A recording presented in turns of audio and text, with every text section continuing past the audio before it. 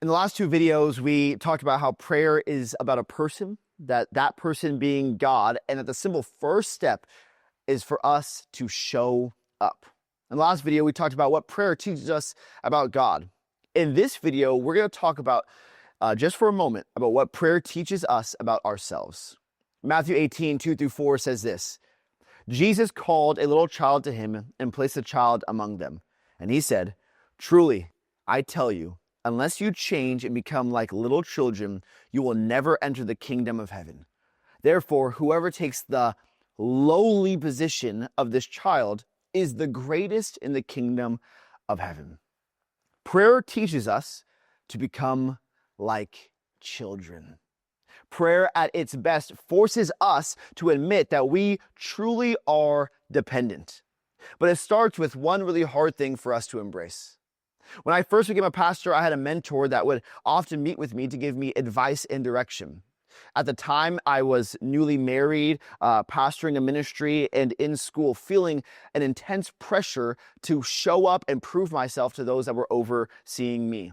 My mentor sat me down and said, "I have a little advice for you." I got my journal out to write it down, and he looked at me and said, "This is what I want you to know. You are not that big of a deal." I still look back at that as one of the moments that really changed my trajectory, even in my prayer life. Because the reality is this: prayer wants to teach you the same thing. You are not that big of a deal. Prayer teaches us that we need to become like children. The problem is we love independence. We love power and strength and status. Matter of fact, we even try to use prayer to get more of those things. But prayer wants to go against the grain of our flesh and remind us we are dependent beings. Paul Miller says, we tell ourselves, strong Christians pray a lot. If I were a stronger Christian, I'd pray more. Strong Christians do pray more, but they pray more because they realize how weak they are. They don't try to hide it from themselves. Weakness is the channel that allows them to access grace. The peak of my own prayer life was not in the seasons when things were going well and all put together, but were in the seasons of deepest suffering, because prayer grows when we are desperate and dependent.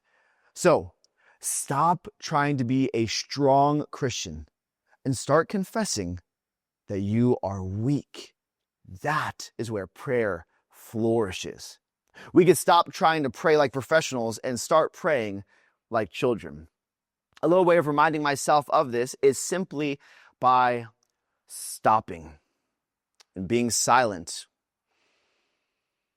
just for a moment before I pray. Because in the silence, I'm reminded that while I'm doing nothing, God is sustaining the world. That while I'm doing nothing, God is carrying all the things I'm so worried about. That while I'm doing nothing, God is sustaining my life and my faith and my salvation. I'm not that big of a deal, so I can stop trying to be. And I can start praying like a child, like a needy, whiny, dependent kid.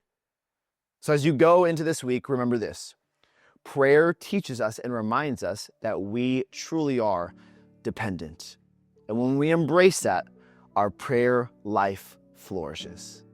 Before you pray today, take a moment just to be silent before God, to remind yourself that we're not that big of a deal, but God truly is.